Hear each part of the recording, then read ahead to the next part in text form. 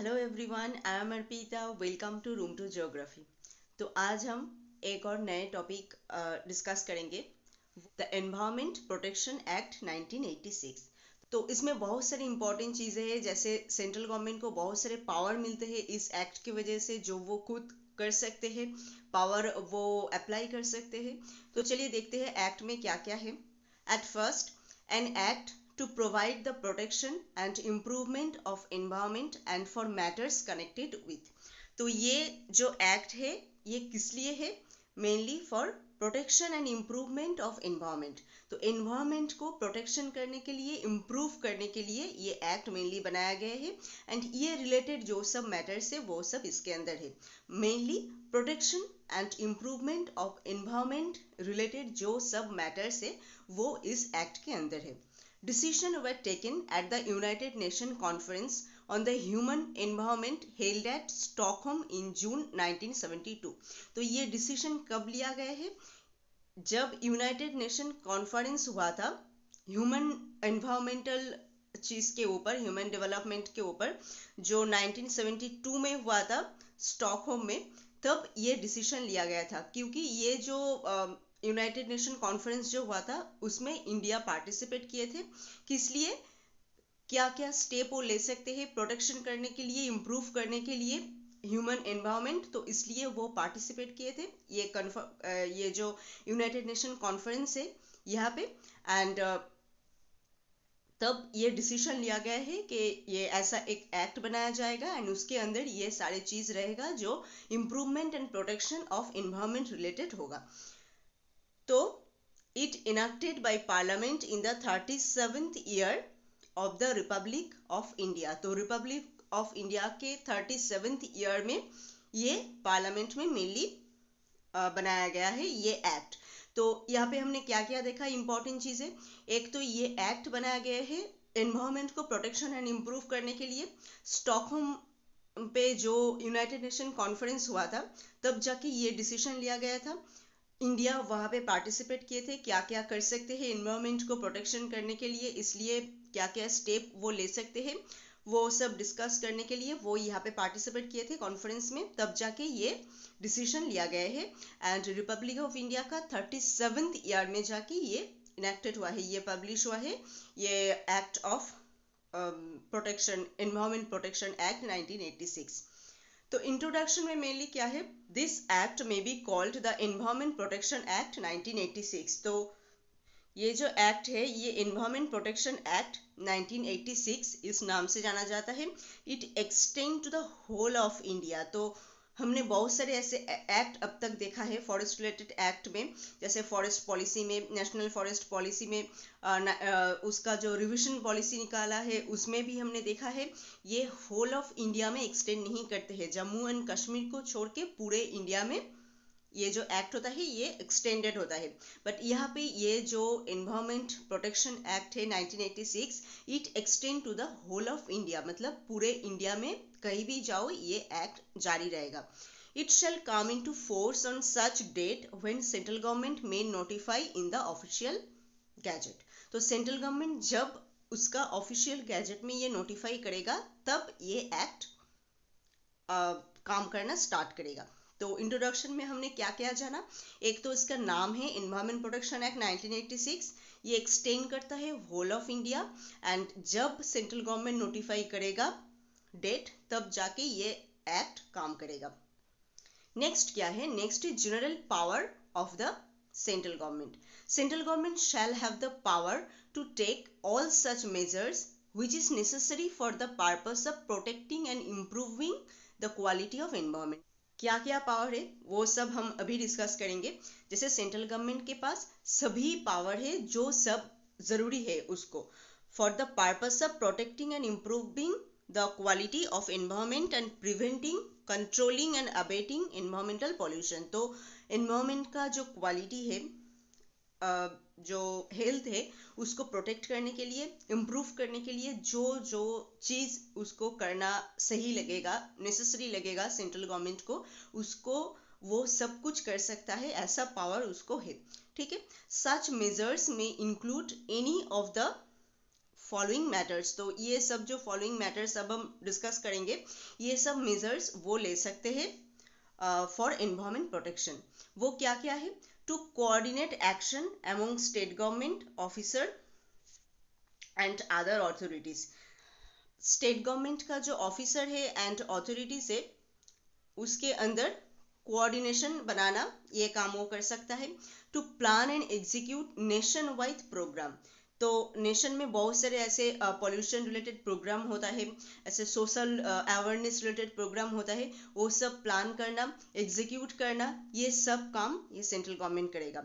To lay down standard for the quality of different aspect of the environment. तो environment का जो बहुत सारे एस्पेक्ट होता है, जैसे एयर होता है, वाटर होता है, लैंड होता है, ये सब का जो स्टैंडर्ड ऑफ द क्वालिटी है, इसका मेन जो क्वालिटी है उसका एक स्टैंडर्ड पहले से डिसाइड किया जाता है कि इससे ऊपर अगर कुछ होगा तो वो क्वालिटी नष्ट हो जाएगा। तो ऐसा स्टैंडर्ड फॉर द क्वालिटी पहले डिसाइड किया जाता है। And to lay down the standard for emission और डिस्चार्ज ऑफ पॉल्यूटेंट।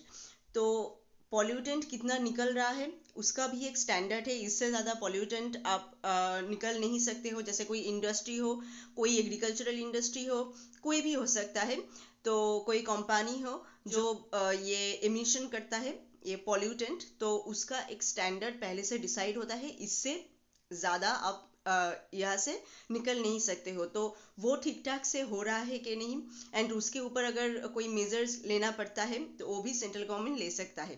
तो to lay down the standard for emission of discharge of pollutant.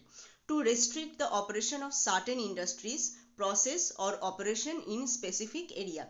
तो जो सब इंडस्ट्री प्रोसेस ऑपरेशन ये सब एमिशन और डिस्चार्ज कर रहा है उसको रिस्ट्रिक्शन देना, मतलब उसको मना करना कि ये काम आप नहीं कर सकते हो, ये सब काम भी सेंट्रल गवर्नमेंट कर सकता है। To lay down procedure and safeguard for the prevention of pollution causing accident and take remedial measures. Pollution and prevention, मतलब पॉल्यूशन को प्रिवेंट करने के लिए जो सब प्रोसीड्योर यहाँ पे लिया जाएगा, एंड जो एक्सीडेंटल इसकी वजह से कोई अगर एक्सीडेंट होता है, एनवायरमेंटल एक्सीडेंट ऐसा, तो उसका जो रेमेडी होगा, रेमेडियल जो मेजर्स होगा, वो भी सेंट्रल गवर्नमेंट डिसाइड करेगा।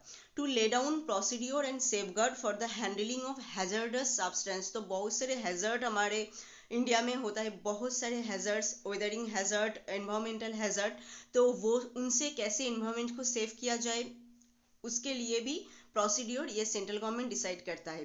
To examine the manufacturing process, material and substance that are capable of causing pollution. तो जो सब मैन्युफैक्चरिंग प्रोसेस ऐसा होता है इंडस्ट्री में, बहुत सारे ऐसे इक्विपमेंट होता है, मशीन होता है ऐसा जिसकी वजह से पॉल्यूटेंट बहुत ज़्यादा निकलता है।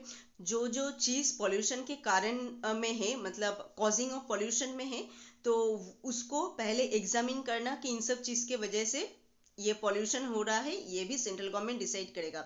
To carry out and sponsor investigation and research on the issue related to pollution. And pollution related बहुत सारे ऐसे इशू होता है जिसके ऊपर इन्वेस्टिगेशन करना पड़ता है, एंड जैसे यहाँ पे है, हम बाद में डिस्कस करेंगे पेनाल्टी क्या क्या होगा अगर गवर्नमेंट से कोई गलती हो जाता है, कोई कंपनी से कोई गलती हो जाता है, और कोई भी जनरल कोई पब्लिक से कोई गलती हो जाता है, तो क्या क्या पेनाल्टी हो सकता है।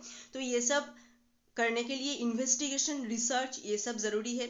तो पॉल्यूशन रिलेटेड इशू में इन्वेस्टिगेशन एंड रिसर्च करना ये भी सेंट्रल गवर्नमेंट के पावर के अंदर है। नेक्स्ट क्या है? To inspect the premises, plant equipment, machinery, manufacturing और अदर प्रोसेसेस, मटेरियल और सब्सटेंस। तो इंस्पेक्शन करना, जैसे देखना जो सब मशीन यूज़ हो रहा है यहाँ पे, जो सब प्रोसेस यूज़ हो रहा है वो सब ठीक ठाक है कि नहीं, उसकी वजह से पॉल्यूशन ज़्यादा फैल रहा है कि नहीं, तो ये सब इंस्पेक्ट करना, इंस्पेक्शन करना, ये भी सेंट्रल गवर्नमेंट का काम है। To establish and recognise environmental laboratories and institute. तो environmental laboratory, environment related laboratory and institute, ये सब स्टैब्लिश करना भी सेंट्रल गवर्नमेंट का काम है। To collect and disseminate information on pollution matters. तो पॉल्यूशन रिलेटेड जो सब मैटर्स है उनके ऊपर इंफॉर्मेशन कलेक्ट करना, एंड इंफॉर्मेशन डिसेमिनेट करना, ये सब भी सेंट्रल गवर्नमेंट का काम है। टू प्रिपेयर कोड्स, मैनुअल और guides related to the prevention, control and abatement of environmental pollution. तो एनवायरमेंटल पॉल्यूशन रिलेटेड जो सब कोड, मैनुअल, गाइड, ये सब डायरेक्शन, ये सब प्रिपेयर किया जाता है, वो सब भी सेंट्रल गवर्नमेंट करता है। तो एनवायरमेंट रिलेटेड जितने सारे काम हैं बेसिकली वो सभी सेंट्रल गवर्नमेंट कर सकता है। Such other matters as the central government thought necessary और एक्सपीडिएंट, इसको छोड़ के भी ये जो 13 पॉइंट हमने अभी डिस्कस किया जो सेंट्रल गवर्नमेंट के पावर के अंदर है, इसको छोड़ के भी अगर गवर्नमेंट को नेसेसरी लगता है, अगर उसको लगता है ये करना चाहिए पॉल्यूशन के लिए, मतलब पॉल्यूशन को प्रिवेंट करने के लिए, तो वो कर सकता है। तो सेंट्रल गवर्नमेंट कोई अथॉरिटी भी कॉन्स्टिट्यूट कर सकता है एंड उसको ये पावर दे सकता है जो ये सब काम वो करे। तो सेंट्रल गवर्नमेंट का जनरल जो पावर है उनमें हमने क्या क्या देखा, इम्पोर्टेंट क्या क्या पावर है सेंट्रल गवर्नमेंट का। एक तो कोऑर्डिनेशन एक्शन, जो स्टेट गवर्नमेंट का जो ऑफिसर्स है, अथॉरिटीज है, सबके अंदर कोऑर्डिनेशन ठीक ठाक रखना, ये उसका काम है। नेशन वाइज जो सब एनवायरमेंट रिलेटेड प्रोग्राम होता है वो प्लान करना, एग्जीक्यूट करना इसका काम है। एंड एनवायरमेंटल जो एस्पेक्ट होता है बहुत सारे, उसका जो क्वालिटी ऑफ स्टैंडर्ड जो क्वालिटी है उसको ठीक ठाक मेंटेन करना, ये भी इसका काम है। नेक्स्ट है पॉल्यूटेंट कितना डिस्चार्ज हो रहा है वो देखना, स्टैंडर्ड जो लिमिट है उससे ज़्यादा हो रहा है कि नहीं वो देखना, ये भी सेंट्रल गवर्नमेंट का काम है। रिस्ट्रिक्शन देना, वो सब इंडस्ट्री, कंपनीज, ऑपरेशन जो प्रोसेस है इन सब को जो ये पॉल्यूशन फैला रहा है ये भी इसका काम है। एंड ये जो पॉल्यूशन रिलेटेड, मतलब पॉल्यूशन को प्रिवेंट करने के लिए जो प्रोसीड्योर यूज़ कर रहा है उसकी वजह से अगर कोई एक्सीडेंट होता है तो उसका रेमेडी मतलब भरना जो होता है, रेमेडियल जो एक्शन वो भी सेंट्रल गवर्नमेंट करेगा। हैजर्डस जो सब्सटेंस होता है उसको हैंडल करना, ये भी सेंट्रल गवर्नमेंट का काम है। जो मैन्युफैक्चरिंग प्रोसेस है, जो मशीनरी है, उनको एग्जामिन करना, इंस्पेक्ट करना, टाइम टू टाइम इंस्पेक्शन जो बहुत ज़रूरी है क्योंकि वो ठीक ठाक चल रहा है कि नहीं। अगर बहुत ओल्ड हो गया है तो उसको उससे बहुत ज़्यादा पॉल्यूशन होगा, तो ये सब देखना ये भी सेंट्रल गवर्नमेंट का काम है। इन्वेस्टिगेशन करना, टाइम टू टाइम रिसर्च करना, ये सब प्रोसेस, मशीनरी, इन सब के ऊपर, पॉल्यूशन रिलेटेड इशू इन सब के ऊपर, ये भी सेंट्रल गवर्नमेंट का काम है। नेक्स्ट क्या है, जो सब पॉल्यूशन रिलेटेड इंफॉर्मेशन है उसको कलेक्ट करना, कौन कौन सी इंफॉर्मेशन आप निकल सकते हो, डिसेमिनेट कर सकते हो, वो भी देखना सेंट्रल गवर्नमेंट का काम है। जो सारे कोड्स, मैनुअल ये सब प्रिपेयर होता है प्रिवेंशन रिलेटेड, वो करना भी सेंट्रल गवर्नमेंट का काम है। एंड ये अथॉरिटी एंड ऑथोराइज्ड कमिटी भी ये कॉन्स्टिट्यूट कर सकता है एंड उसको ये पावर दे सकता है ये सब काम करने के लिए। तो इतने सारे पावर है सेंट्रल गवर्नमेंट को एनवायरमेंट का जो क्वालिटी है, स्टैंडर्ड ऑफ क्वालिटी है, उनको मेंटेन करने के लिए, उनको इम्प्रूव करने के लिए, उनका जो क्या है प्रोटेक्ट करने के लिए, इतने सारे काम सेंट्रल गवर्नमेंट कर सकता है एंड इतने सारे पावर है उसको जो इस एक्ट के अंदर है। आई थिंक आपको ये पार्ट पूरा समझ में आ गया है। नेक्स्ट पार्ट देखते हैं। Next point, power to appoint officer. ये भी एक पावर है जो सेंट्रल गवर्नमेंट को है। Central government appoint officer with such designation, power and function as it thinks fit. तो सेंट्रल गवर्नमेंट को जो लगता है ऐसा डेजिग्नेशन, मतलब ऐसा ऑफिसर उसको चाहिए कि वो इस जगह पे फिट होगा, उसको वो अपॉइंट कर सकता है। The officer appointed shall be under the control and direction of the government or any authority empowered by it. तो यहाँ पे जो ऑफिसर अपॉइंट होता है वो टोटली अंडर कंट्रोल होता है गवर्नमेंट का, मतलब गवर्नमेंट जो कहेगा वही वो करेगा। अगर गवर्नमेंट कोई अथॉरिटी को एम्पावर देता है, मतलब पावर देता है ये सब काम करने के लिए, तो वो उसके कंट्रोल में होता है। तो यहाँ पे मेनली क्या है, सेंट्रल गवर्नमेंट को जिसको लगे कि वो इस काम के लिए फिट है वो उसको उधर रख सकता है एंड वो totally under control of central government and वो जो अथॉरिटी को यहाँ पे पावर दे रहा है उसके कंट्रोल में होता है। नेक्स्ट क्या है, power to give direction. Direction देने का पावर भी है इसको। Central government got the power to issue direction in writing to any person. तो कोई भी पर्सन, ऑफिसर, अथॉरिटी कोई भी हो सकता है, इसको राइटिंग में वो डायरेक्शन दे सकता है कि ये आप कर सकते हो या नहीं कर सकते हो। ये सब जैसे डायरेक्शन कौन कौन से रिलेटेड होगा, टू क्लोज, प्रोहिबिट और रेगुलेट एनी इंडस्ट्री, ऑपरेशन और प्रोसेस। तो कोई इंडस्ट्री, कोई ऑपरेशन, कोई प्रोसेस, मैन्युफैक्चरिंग प्रोसेस हो सकता है जिसकी वजह से पॉल्यूशन बहुत ज़्यादा फैल रहा है, तो उसको बंद करना, उसको प्रोहिबिट करना, ऐसा डायरेक्शन वो दे सकता है। टू स्टॉप और regulate the supply of electricity, water और एनी अदर सर्विसेज। तो वाटर, इलेक्ट्रिसिटी, ये सब सप्लाई भी वो बंद कर सकता है, उसको स्टॉप कर सकता है, ऐसा डायरेक्शन भी वो दे सकता है। तो इस पार्ट में हमने क्या देखा, अब तक तो इंट्रोडक्शन, उसके बाद जनरल पावर आपको समझ में आ गया है। नेक्स्ट है अपॉइंट ऑफिसर, क्या वो कौन सा ऑफिसर वो अपॉइंट कर सकता है, उसको जो ठीक लगे वो कर सकता है, एंड वो टोटली अंडर कंट्रोल होगा गवर्नमेंट का। ये डायरेक्शन भी दे सकता है बहुत सारे, जैसे वो industry, operation, process, manufacturing process, उसको वो डायरेक्शन दे सकता है कि ये सब काम आपको बंद करना है, नहीं तो बहुत ज़्यादा पोल्यूशन फैल रहा है, ये वो कर सकता है। इलेक्ट्रिसिटी, वाटर, ये सब सप्लाई भी वो बंद कर सकता है। नेक्स्ट क्या है, power to lay down rules to regulate environmental pollution. तो एनवायरमेंटल पॉल्यूशन को रेगुलेट करने के लिए क्या क्या रूल आप बनाओगे, उसका पावर भी सेंट्रल गवर्नमेंट को है। तो central government frames rules on the matters, some of this matter included.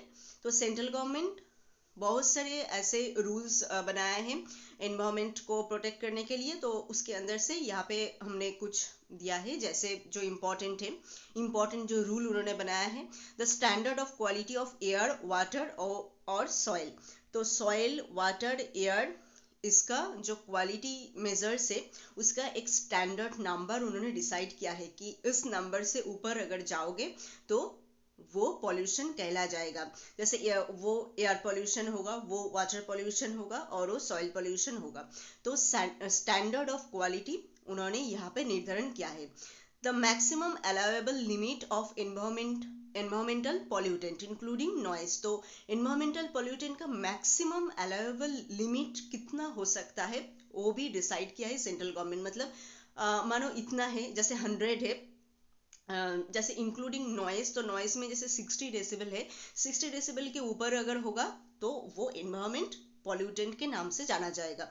तो मैक्सिमम अलाउएबल लिमिट मतलब इतना अलाउ आप कर सकते हो कि इतना पोल्यूशन होगा तो भी एनवायरमेंट सहन कर लेगा। तो मैक्सिमम अलाउएबल लिमिट कितना होगा वो भी सेंट्रल गवर्नमेंट रूल करके डिसाइड कर दिया है।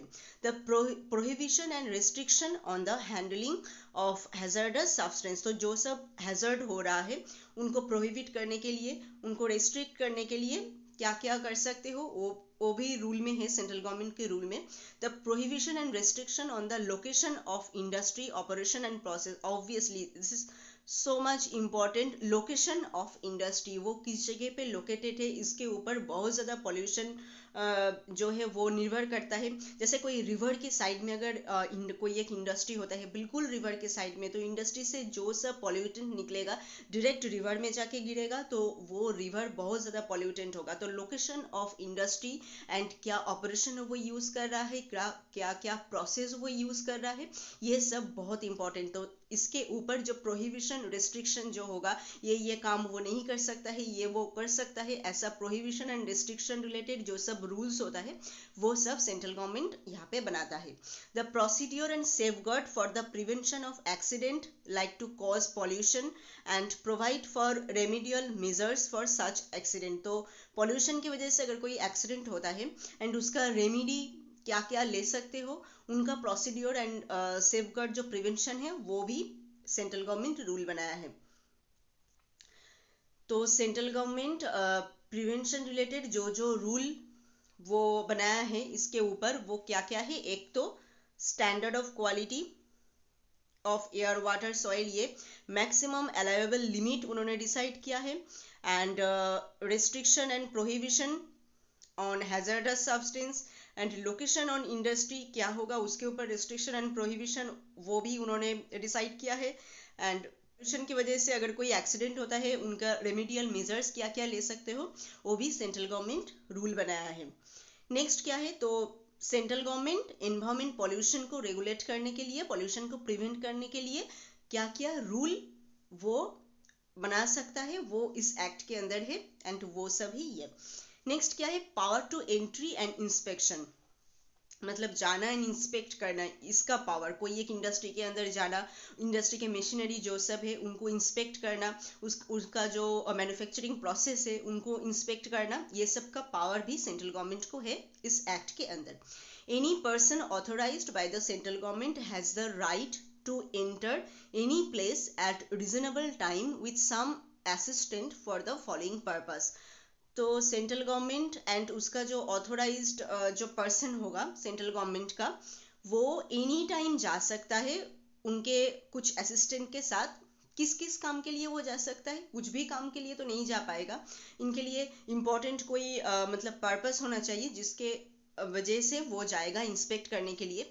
तो वो सब पर्पस क्या क्या है, perform any function interested by the government, तो गवर्नमेंट रिलेटेड कोई फंक्शन अगर होता है वहाँ पे उस पर परफॉर्म करने के लिए वो जा सकता है।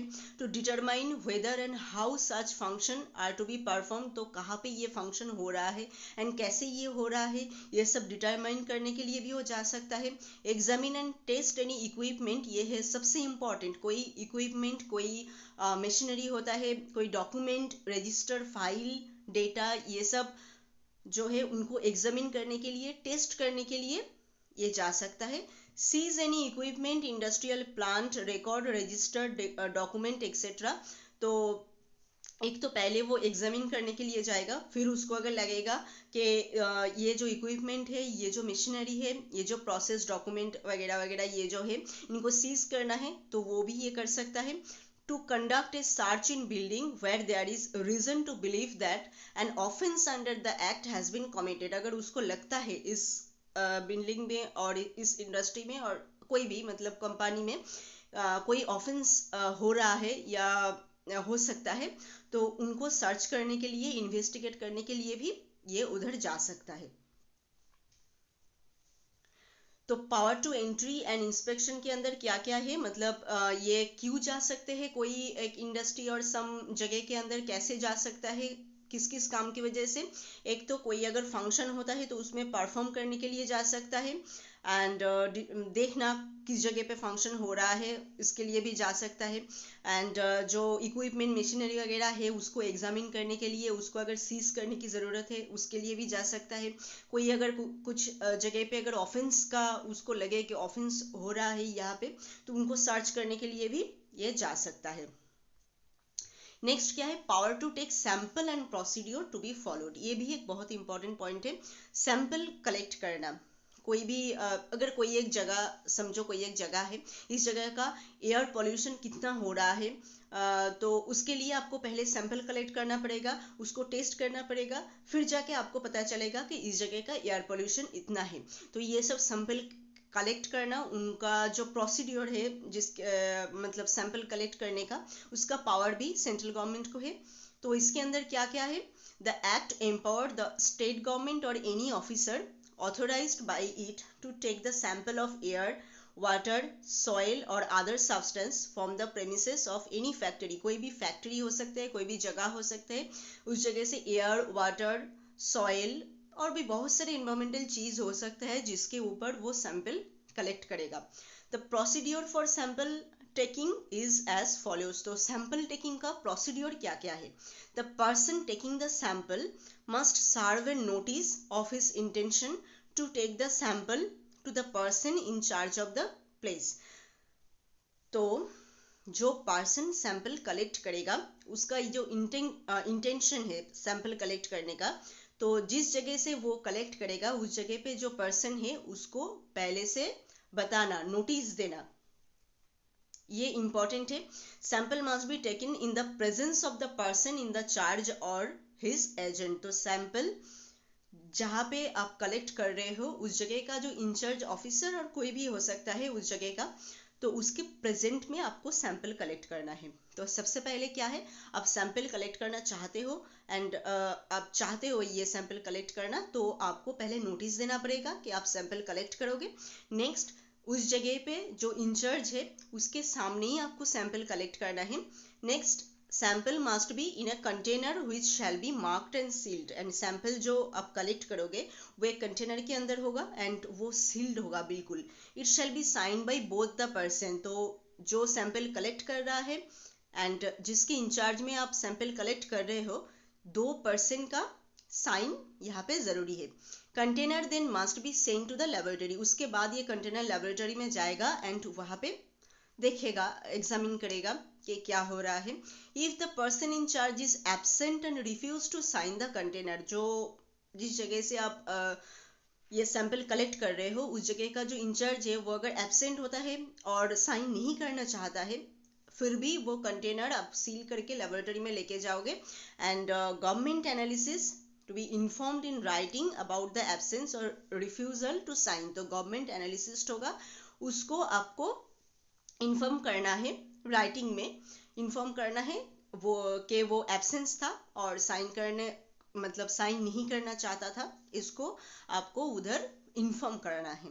तो सैंपल कलेक्टिंग में मेनली क्या है, आपका इंटेंशन है जो वो पहले आपको नोटिस में देना है, वहाँ पे जो इंचार्ज ऑफिसर है उसके सामने आपको सैंपल कलेक्ट करना है एंड दोनों का साइन यहाँ पे ज़रूरी है।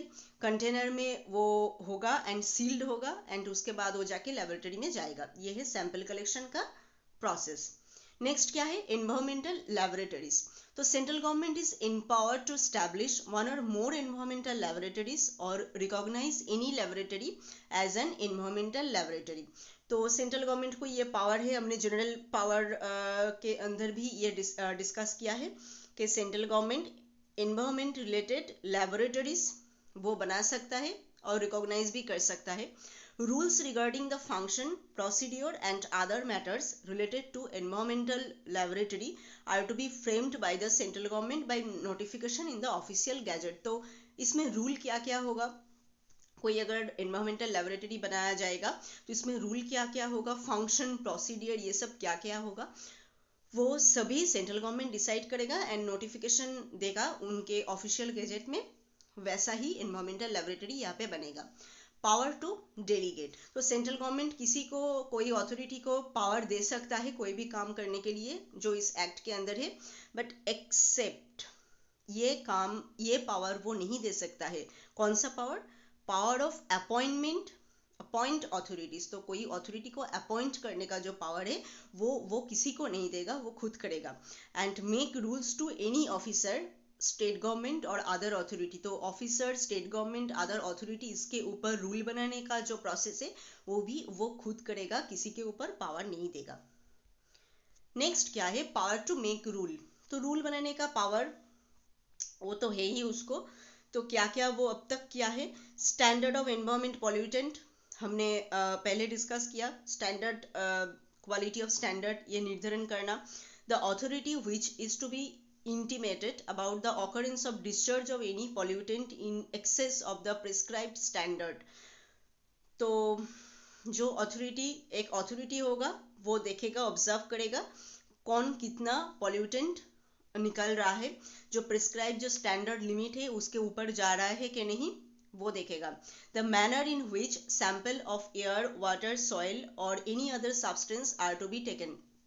तो कैसे एयर, वाटर, सॉइल इसका जो सैंपल है वो ले रहा है, वो भी उसका भी पावर है ये देखना।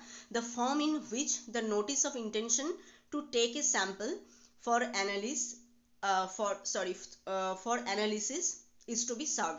तो जिस फॉर्म में आप फॉर्म फिल करके भेजोगे उस पर्सन को कि आप सैंपल लेना चाहते हो, उस फॉर्म का डिज़ाइन वगैरह ये सब क्या क्या होगा, नोटिस, उसका रूल्स भी ये सेंट्रल गवर्नमेंट बनाएगा। Function, procedure and fees payable to environmental laboratories. तो एनवायरमेंटल लेबोरेटरी का फंक्शन क्या क्या होगा एंड कितना फीस वगैरह आपको देना पड़ेगा इस लेबोरेटरी में काम करने के लिए, उसको मतलब उसके ऊपर भी रूल बनाएगा ये सेंट्रल गवर्नमेंट। एंड जो गवर्नमेंट एनालिस्ट वो अपॉइंट करेगा उनका क्वालिफिकेशन क्या होगा वो भी डिसाइड करेगा सेंट्रल गवर्नमेंट। तो रूल में मेनली क्या क्या है, एनवायरमेंटल जो पॉल्यूशन जो स्टैंडर्ड है, क्वालिटी ऑफ स्टैंडर्ड उसको बनाना ये काम है वो करेगा। एंड जो सैंपल कलेक्शन का जो फॉर्म होगा जहाँ पे आप लिखोगे कि आप सैंपल कलेक्शन करना चाहते हो एंड भेजोगे उस पर्सन को, वो फॉर्म भी ये बनाएगा। एंड इन्वायरमेंटल लेबोरेटरीज में कितना फी होगा, उनका फंक्शन क्या होगा, वो भी देखेगा ये। एंड जो गवर्नमेंट एनालिसिस अपॉइंटेड होगा उनका क्वालिफिकेशन क्या होगा, उसके ऊपर भी रूल बनाएगा ये सेंट्रल गवर्नमेंट। तो अब तक हमने पूरा सेंट्रल गवर्नमेंट का जो पावर है वो डिस्कस किया। एक तो जनरल पावर डिस्कस किया, कैसे वो ऑफिसर अपॉइंट कर सकता है, कैसे वो इंस्पेक्ट कर सकता है, कोई भी जगह पे वो एंट्री ले सकता है, रूल बना सकता है, सैंपल कलेक्ट कर सकता है, कैसे लेबोरेटरी बना सकता है, और भी बहुत सारे पावर, कैसे वो डेलीगेट कर सकता है पावर, ये सब हमने यहाँ पे डिस्कस किया। एंड ये बहुत इंपॉर्टेंट है इस टॉपिक में। एनवायरमेंटल प्रोटेक्शन एक्ट के अंदर सेंट्रल गवर्नमेंट का पावर क्या क्या है, ये बहुत इंपॉर्टेंट है, ठीक है। इसके बाद हम देखते हैं क्या है prevention, control and abatement of environmental pollution. तो एनवायरमेंटल पोल्यूशन को प्रिवेंट करने के लिए, कंट्रोल करने के लिए क्या क्या यहाँ पे किया गया है, मतलब इस एक्ट के अंदर बोला है। एमिशन और discharge of environmental pollutant in excess of the standard, कितना आप पॉल्यूशन मतलब पॉल्यूटेंट डिस्चार्ज कर सकते हो, इसका एक standard of limit, allowable limit यहाँ पे डिसाइड किया गया है। उस लिमिट के अंदर ही आपको पॉल्यूटेंट निकालना है, डिस्चार्ज करना है। कोई भी इंडस्ट्री हो, कोई भी लेबोरेटरी हो सकता है, एंड कोई भी कंपनी भी हो सकता है, तो उसका लिमिट यहाँ पे दिया गया है, उस लिमिट के अंदर ही आपको रहना है। Handling of hazardous substance act lay down that all the person handling any hazardous substance shall do so by complying with all the procedure and safeguard as may be prescribed। तो जैसे जैसे procedure यहाँ पे बनाया गया है उसको देखे, एंड हैजर्डस जो सब्सटेंस है उसको हैंडल करने के लिए मतलब हैंडल करे। तो बहुत सारे प्रोसेस यहाँ पे इनबिल्ड दिया गया है, उसको फॉलो करना ही मेन काम है। नेक्स्ट क्या है, ये है लास्ट पॉइंट हमारे टॉपिक का, पेनाल्टी क्या होगा। Penal provision under the environment protection act. अगर आप कोई ऑफेंस करते हो तो आपको क्या करना पड़ेगा, तो वो है इस पॉइंट में। जनरल ऑफेंस मतलब कोई भी कर सकता है ऐसा offence. If any person fail to comply with or contravenes any provision of this act, rules made or orders or direction जो इस एक्ट के अंदर है, ऐसा रूल, प्रोविजन, डायरेक्शन जो भी यहाँ पे है, अगर कोई पर्सन उसको ब्रेक करे, ठीक है, तो उसको क्या होगा, वो पनिशमेंट तो होगा ही obviously. And imprisonment for a term which may extend 5 years तक का जेल हो सकता है, with a fine up to ₹1 lakh. समझ रहे हो आप, ये बहुत बड़ा अमाउंट है, 1 लाख अमाउंट। एंड दोनों भी हो सकता है, बोथ भी हो सकता है, इम्प्रिजनमेंट एंड फाइन, ये दो भी हो सकता है। तो कोई भी पर्सन अगर रूल ब्रेक करेगा तो उसको बहुत मतलब तकलीफ है, यहाँ पे 5 years का जेल हो सकता है, एंड 1 लाख जो पैसा जो है उसको भरना पड़ सकता है। If the contravention continues, then an additional fine which may extend 5,000 may be laid for every day। अगर ये contravention, ये जो ऑफेंस है, ये कंटिन्यू होता रहा उसके बाद भी, तब जाके उसको पर डे 5,000 भरना पड़ेगा। पर डे, जितने दिन वो ये ऑफेंस करता रहेगा, ये contravention चलेगा, उतना दिन आपको पर डे 5,000 भरना पड़ेगा। If the contravention extend beyond 1 year, अगर 1 year से भी ऊपर ही एक्सटेंड हो जाता है, the date of contravention, then the imprisonment can extend up to 7 years। तो इम्प्रिजनमेंट 5 years से 7 years हो जाएगा। तो ये एक बहुत इंपॉर्टेंट जो मतलब पॉइंट है इस एक्ट का। ये गया जनरल ऑफेंस, मतलब कोई भी कर सकता है ऐसा ऑफेंस। नेक्स्ट है ऑफेंसेस बाय कंपनीज। अगर कोई कंपनी कोई ऑफेंस करेगा तो उसका क्या होगा। For an offence committed by A company holds responsible person, जो रिस्पॉन्सिबल पर्सन है उस पद में, उसको ही पहले मतलब देखा जाएगा कि वो ही क्या है ऑफेंस ऐसे। तो who at the time of offence was committed was in charge of and responsible for the conduct of the company as well as the company. तो जो कंपनी होगा वो अगर कोई ऑफेंस करेगा तो वो कंपनी तो ऑफेंडेड होगा ही, मतलब वो एज ए गिल्टी तो होगा ही, उसके साथ साथ इंचार्ज में जो था उस टाइम पे उस कंपनी का, वो भी रिस्पॉन्सिबल होगा। if it is proved that any such person was liable, exercise due diligence, or that the offense was committed without his knowledge, or it is proved that the offense was committed with the consent or negligence of any director or other person, अगर ये prove होता है वो जो in charge था उनके knowledge के बिना ही ये यहाँ पे ये ऑफेंस हो गया है, और कोई अलग डायरेक्टर अलग कोई ऑफिसर यहाँ पे इन्वॉल्व है, उनके नेग्लिजेंसी की वजह से ये ऑफेंस हो गया है, तब जाके उसको पनिशमेंट मिलेगा। नेक्स्ट क्या है, अगर गवर्नमेंट डिपार्टमेंट से कोई ऑफेंस हो जाता है तो क्या होगा। Act less down that for any offence committed by A government department the head of the department shall be held responsible unless he prove that the offence committed without his knowledge. तो head of the department जो होगा वहाँ का वो mainly responsible होगा कि ये offence के लिए, जब तक ये प्रूव नहीं हो जाता है कि उसके नॉलेज के बिना यहाँ पे ऑफेंस हुआ है, कोई और ऑफिसर यहाँ पे ऑफेंस किया है, तब तक उसको ही गिल्टी माना जाएगा। If it is prove that the offence has been committed with the consent or neglect of any officer other than the head of the department, then punish उसको किया जाएगा, जैसे पनिशमेंट हो सकता है उसको किया जाएगा, बट जब तक ये प्रूव नहीं होता है तब तक हेड ऑफ द डिपार्टमेंट जो है उसको ही गिल्टी माना जाएगा। तो आपको ऑफेंस पेनाल्टी ये समझ में आया है। जनरल ऑफेंस में अगर कोई रूल्स वगैरह ब्रेक करते हो, प्रोविजन आप ब्रेक करते हो, तो आपको 5 इयर्स का इम्प्रिजनमेंट होगा, उसके साथ साथ 1 लाख आपको पे करना पड़ेगा। अगर ये प्रोसेस चलता रहेगा तो पर डे आपको 5000 पे करना पड़ेगा। 1 ईयर से ऊपर अगर हो जाता है तो इम्प्रिजनमेंट 5 इयर्स से 7 इयर्स हो जाएगा। ठीक है, कंपनी गवर्नमेंट डिपार्टमेंट इन सब के ऑफेंस में क्या है, मेनली जो कंपनी के इंचार्ज जो है, गवर्नमेंट डिपार्टमेंट का हेड ऑफ द गवर्नमेंट जो है वो मेनली गिल्टी माना जाएगा, जब तक ये प्रूव नहीं होता है कोई दूसरे ऑफिसर के वजह से ये हुआ है तब तक उसको गिल्टी माना जाएगा। जब प्रूव हो जाएगा कि ये किया है, इसने किया है, तो उसको पनिश दिया जाएगा जैसे होगा। Other important provision under the environment protection act, appeal to national green tribunal. तो नेशनल ग्रीन ट्राइब्यूनल क्या है, इसका भी एक पूरा वीडियो है हमारे चैनल में, वो हम एंड स्क्रीन में डाल देंगे, आप देख लेना अगर नहीं देखा है अब तक तो। नेशनल ग्रीन ट्राइब्यूनल क्या है, इसका काम क्या है, वो सब है उसके अंदर। तो act provide for the provision to appeal against an order or decision of the appellate authority by the aggrieved person and the appeal can be filed to the national green tribunal। अगर कोई authority, कोई लोग उसको अगर लगे कि ये provision और ये डायरेक्शन और ये रूल जो बनाया गया है ये गलत है, तो वो एक फॉर्म फिलअप करेगा, नेशनल ग्रीन ट्राइब्यूनल को वो भेजेगा। Bar of jurisdiction act takes away the jurisdiction of civil court for entertaining any suit and proceeding related to anything done, direction issue by the central government or an officer or authority in order to discharge the function assigned by this act.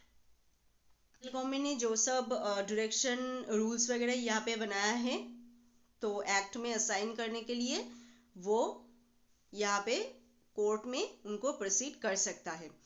तो ये गया other important provision जो इस act के अंदर है। अगर कुछ भी यहाँ पे गलत लगा आपको, वो नेशनल ग्रीन ट्राइब्यूनल में जाके आप अपील कर सकते हो कि ये नहीं हो सकता, मतलब ये नहीं होना चाहिए था ऐसा करके। तो ये गया पूरा एनवायरमेंट प्रोटेक्शन एक्ट। तो इसके अंदर सबसे इम्पोर्टेंट है सेंट्रल गवर्नमेंट का पावर। सेंट्रल गवर्नमेंट का पावर क्या क्या है ये सबसे इम्पोर्टेंट है। एंड प्रिवेंशन में क्या स्टैंडर्ड यहाँ पे दिया गया है, क्या मेजर्स, पेनल्टी प्रोसेस, वो भी यहाँ पे बहुत इंपॉर्टेंट है। तो आई थिंक आज का ये जो पार्ट है ये प्रोटेक्शन एक्ट जो है आपको समझ में आ गया है। एंड फिर भी कोई भी जगह पे अगर कोई दिक्कत होता है तो आप प्लीज़ हमें कमेंट करके बताएं। उसके साथ साथ मैं हर वीडियो में यही बोलती हूँ कि आप हमें टॉपिक बताएं कि जिसके ऊपर आप चाहते हो कि हम डिस्कस करें। तो ज्योग्राफी रिलेटेड कोई भी टॉपिक हो सकता है, फिजिकल, इंडियन, वर्ल्ड, तो कोई भी रिलेटेड टॉपिक जैसे कि हम सभी डिस्कस करेंगे एक एक करके। फिर भी आप चाहते हो क्या, तो वो आप हमें कमेंट करके बताएं रिलेटेड टू ज्योग्राफी।